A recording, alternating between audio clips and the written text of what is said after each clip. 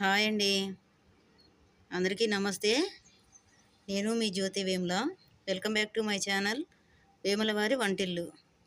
ఈరోజు నేను చేయబోయే రెసిపీ వచ్చేసి చేపల పులుసు అండి. చేపల పులుసు అయితే చేస్తున్నాను. దీనికి ఏమేమి ఇంగ్రీడియంట్స్ కావాలి, దీనికి ఒక ప్రత్యేకమైన కారంతో అయితే నేను చేస్తానండి. నేను ఎప్పుడు రెగ్యులర్గా చేసుకునేది అదే.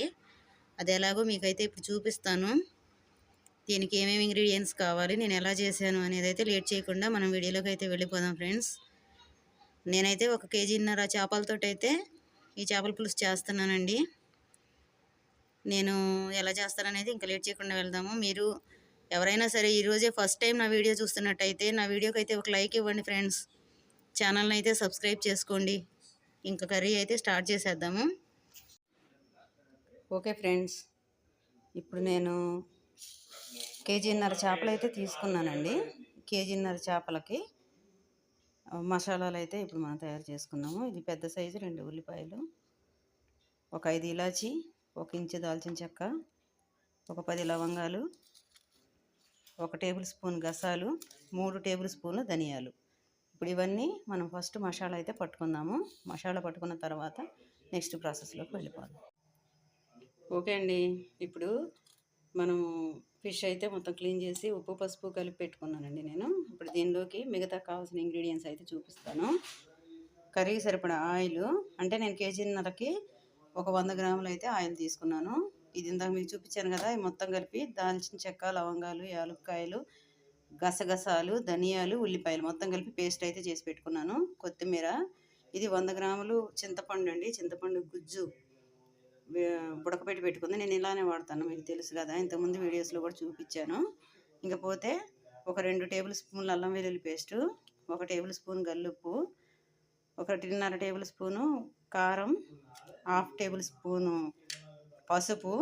నేనైతే ఈ చేపలకి స్పెషల్గా ఇంట్లో మనం ఊరగాయ పచ్చడిలో ఉండే కారం ఉంటుంది కదండి, ముక్కలు లేకుండా విడిగా కారము, ఈ కారం అయితే కంపల్సరీగా వేసి చేస్తాను. మేము ఇప్పుడు ఇలాగే చేసుకుంటాము. ఒక 1/2 కప్ అయితే పెరుగు తీసుకున్నానండి. ఇప్పుడు నెక్స్ట్ ప్రాసెస్ అయితే చేసేద్దాం. ఇప్పుడు నేను ఇందులో చేప ముక్కలు అయితే ఇందులో వేసేసుకుంటున్నానండి.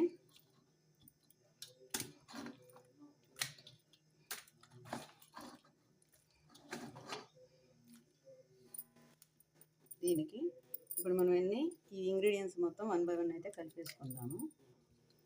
ఫస్ట్ అల్లం వెల్లుల్లి ధనియాల ఉల్లిపాయల పేస్టు, తర్వాత పెరుగు, తర్వాత అల్లం వెల్లుల్లి పేస్టు, పసుపు, గల్లుప్పు, కారము, ఇది ఆవకాయ కారం అండి. ఇంతవరకు వేసేసి ఇప్పుడు ఇది మొత్తం మిక్స్ అయ్యేలాగా అయితే కలుపుకుందాము.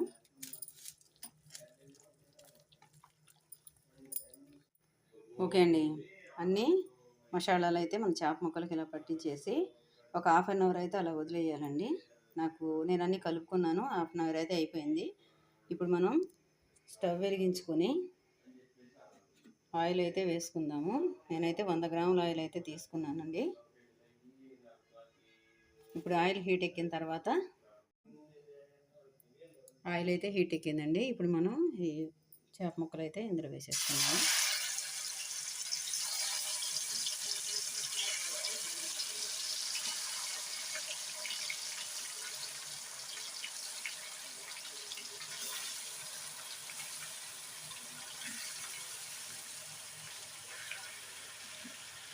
నేనైతే చేసిన ప్రతిసారి ఇదే ప్రకారంగా మసాలాలు వేసుకొని అయితే చేస్తాను ఫ్రెండ్స్. ఇది నా స్టైల్లో నేను చేసేలాగానే చేస్తున్నాను. ఇట్లా మనం ఈ ఆవకాయ కారం వేసుకోవడం వల్ల కూర అయితే మాత్రం చాలా టేస్ట్ అయితే ఉంటుంది. ఒకసారి మీకు తెలిస్తే ఓకే, తెలియకపోతే చేసుకొని తినండి. టేస్ట్ మాత్రం చాలా బాగుంటుంది. ఈ రకంగా చేసుకుంటే కర్రీ 2 రోజులున్నా కూడా అసలు పాడవదండి. ఈరోజు వండుకొని రేపు తింటే మాత్రం ఇంకా వేరే లెవెల్ ఉంటుంది.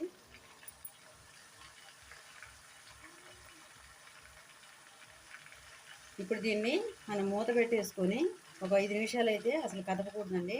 సిమ్లో ఉంచి 5 నిమిషాల తర్వాత మళ్ళీ మనం చూద్దాం.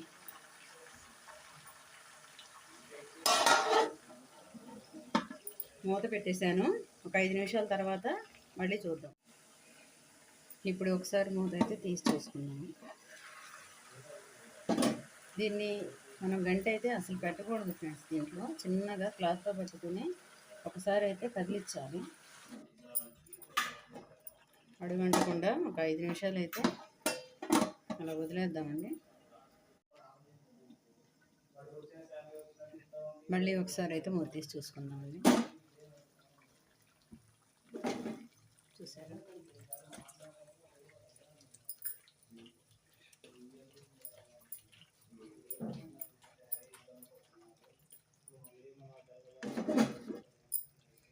ముక్క అయితే బాగా మగ్గిపోయిందండి ఆయిల్లో. ఇప్పుడు మనం చింతపండు రసం అయితే వేసుకున్నాము. చింతపండు రసం తీసి పెట్టుకున్నాను.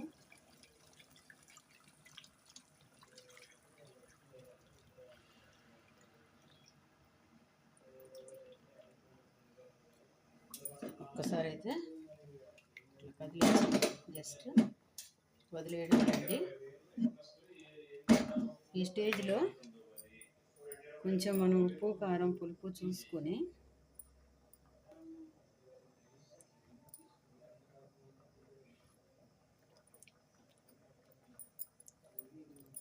ఉప్పు అయితే సరిపోయిందండి. కొద్దిగా సాల్ట్ అయితే పడుతుంది.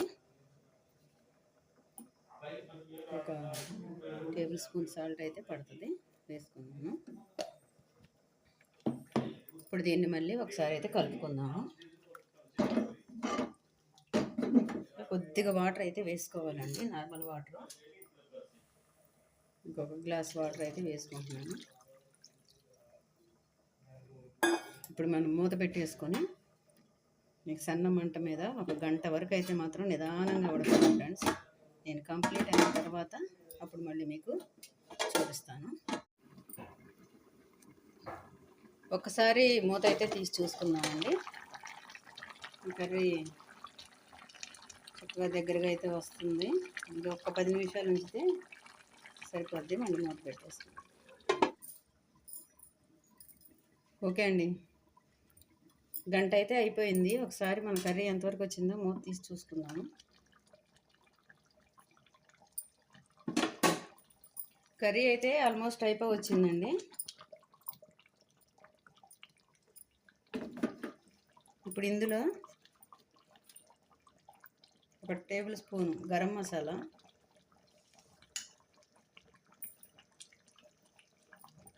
ఒక హాఫ్ టేబుల్ స్పూన్ జీలకర్ర పొడి,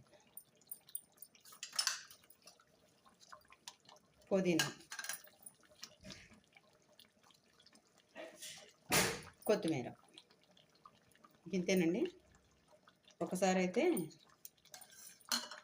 కలుపుకుందాము.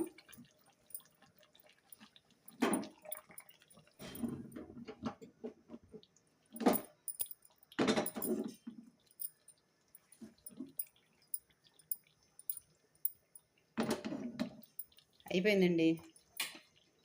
స్టవ్ బంద్ చేసేసుకుందాము. ఓకే ఫ్రెండ్స్, ఫైనల్గా మన చేపల పులుసు అయితే రెడీ అయిపోయింది. నేను ఎలా చేశానో చూశారు కదా. నా వీడియో అయితే మీకు నచ్చిందని అనుకుంటున్నానండి. నా వీడియో నచ్చితే నా వీడియోకి అయితే ఒక లైక్ ఇవ్వండి ఫ్రెండ్స్. నా ఛానల్ అయితే సబ్స్క్రైబ్ చేసుకోండి. మరో మంచి వీడియోతో మళ్ళీ మీ ముందుకు వస్తాను. మీ జ్యోతి వేముల.